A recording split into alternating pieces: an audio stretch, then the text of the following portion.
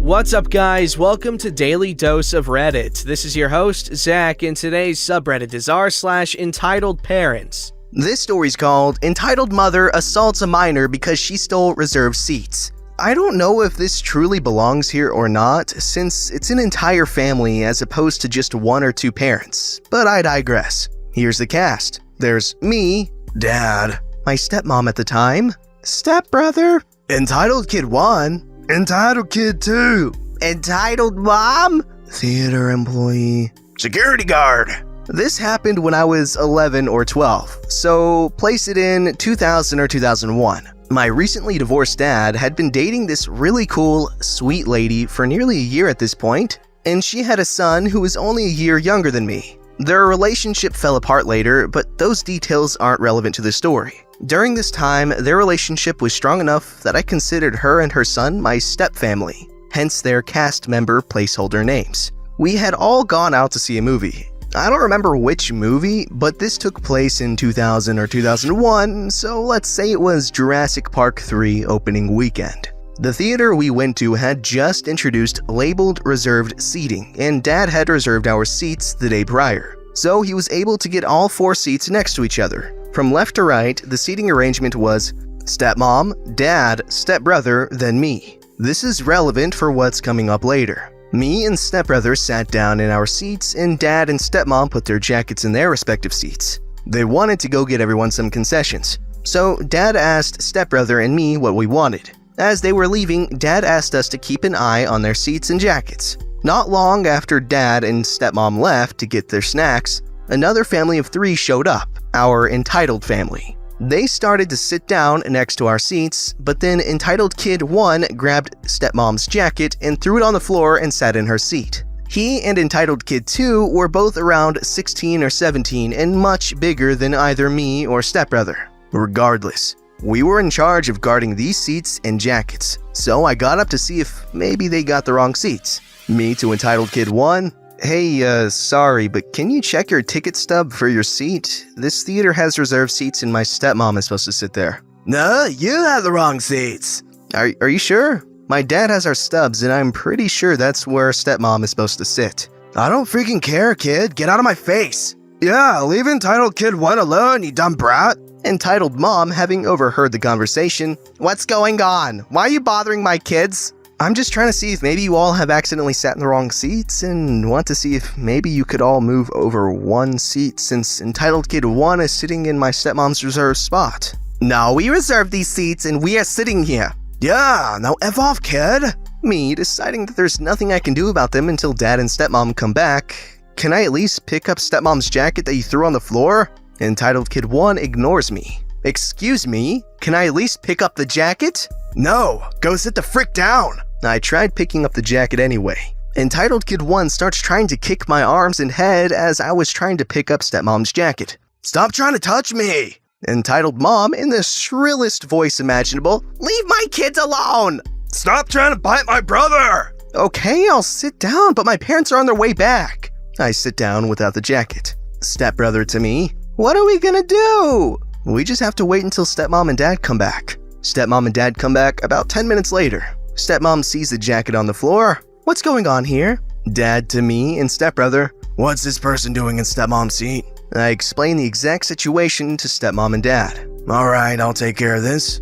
Dad to Entitled Mom, "Did your kid here throw my girlfriend's coat on the floor and take her seat?" "These are our reserved seats and her ugly coat," she hasn't even seen the coat yet, "was in my son's seat, so he had every right to move it." "But he threw it on the nasty floor instead of just handing it to my son over there. He wouldn't even let my son pick up the jacket off the floor. He started trying to kick my son in the head when he tried picking it up."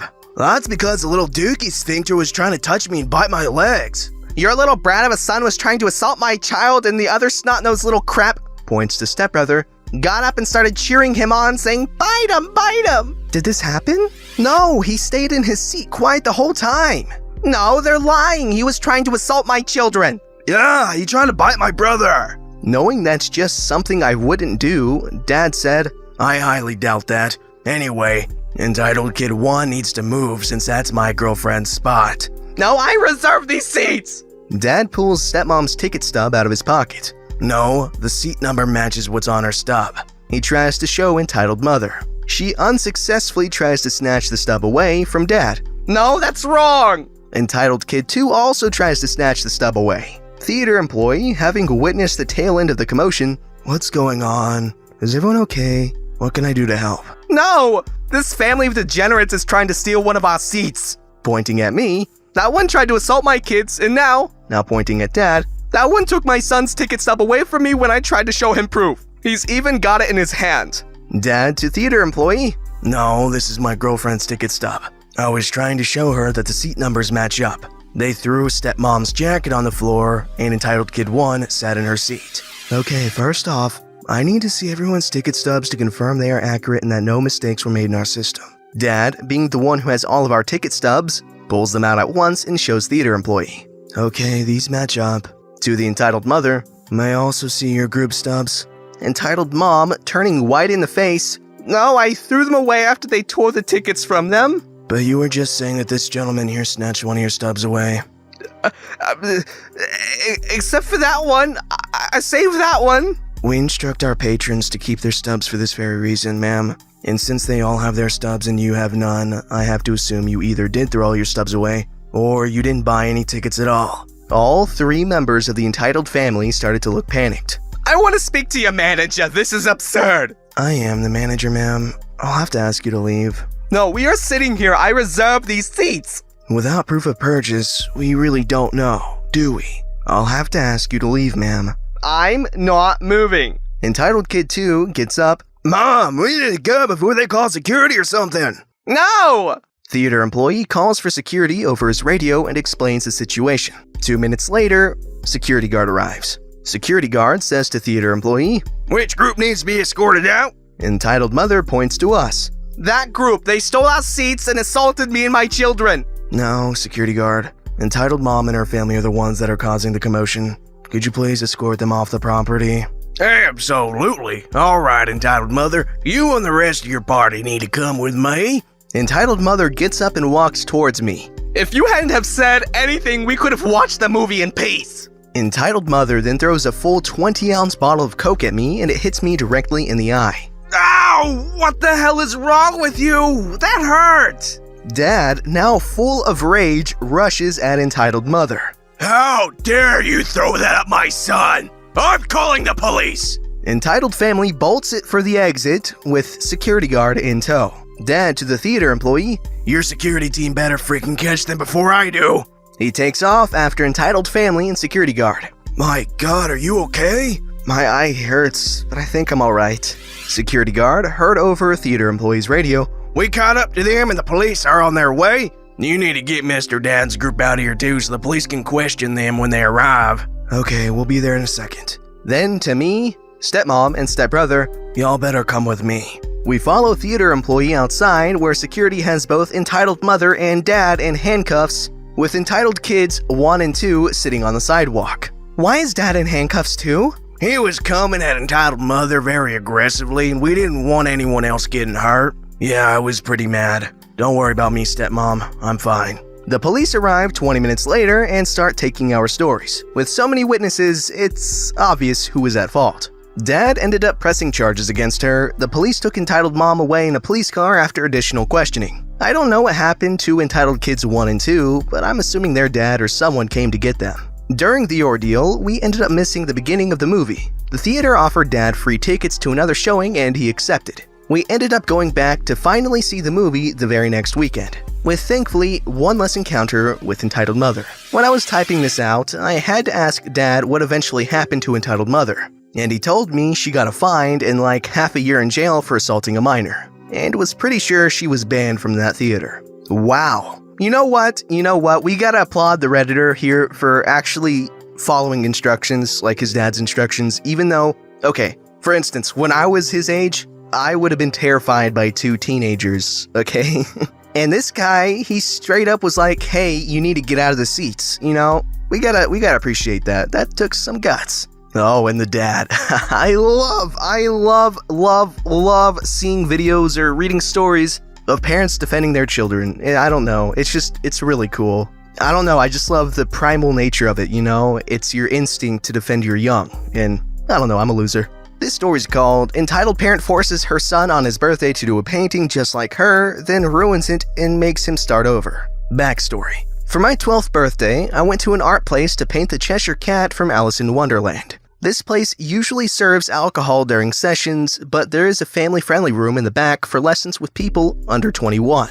Bonus points for whoever can guess the place, lol, hint it's in California. Now we meet the cast. Karen. Sad kid. My mom. Me. Random people 1 and 2. Instructor. I walk into the place and the receptionist takes us to the family-friendly room where the session was. The entire session is family-friendly. No split classes here. I pick a canvas and sit down next to my mom because she was painting too.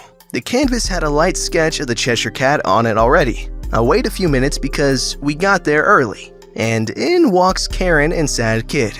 I forgot how old he was, probably 8 to 10. Sad Kid is pretty happy right now, but sadly, folks, that will change in about 3 hours. They both take the canvases across from us and sit down. A few more minutes pass and everyone is here, about 12 people, and the class starts. The instructor tells us all the basic things about the paint. But another thing you need to remember is that the black paint is irreversible. That is also important. Instructor told us to paint the background first and try to keep the inside of the sketch clear of paint until later for the best results. So I start to paint the background. It was red on the bottom, fading to yellow on the top. Karen, though, starts to paint the cat first. Sad Kid starts to paint the background as instructed. But Karen decided, "You are my son and you have to do the same as me." She made him put his paintbrush down and take a timeout. Who in their right mind? Come on. Instructor heard Karen yelling at him and came over. The conversation came as followed. "Is everything okay over here?" "Yes, everything is just fine. He just isn't listening to me, that's all." I'm trying to mind my own business, but kind of looking at them. Karen gives me a dirty look. "What are you looking at? Mind your own business." I had and still do have social issues and can't deal with stuff like this. I'm sorry, ma'am. Instructor to Karen, "Please calm down. There is no right or wrong in painting. Everyone does things differently." And he hands Sad Kid his paintbrush. "Thank you." Karen takes the paintbrush again. "No, he's in timeout until he can learn to listen to me." "I'm sorry, but if you carry on like this, ma'am, you're going to have to leave. You are disturbing the other painters." "Fine." Probably thinking about how she paid for this lesson, slides paintbrush to Sad Kid. About an hour passes and some people have finished their background. Karen has finished her cat now too. Instructor tells us what to do for the cat for the best results. Paint color first, then do black outline. It keeps you from messing up right away with the black. We start to do that and Sad Kid has picked a perfect color scheme. It goes amazing with the background. Important later, trust me. Karen, on the other hand, chose clashing colors. I'm not saying anything is wrong with that. She might just like it like that, but it's not something you would want to hang up in a house.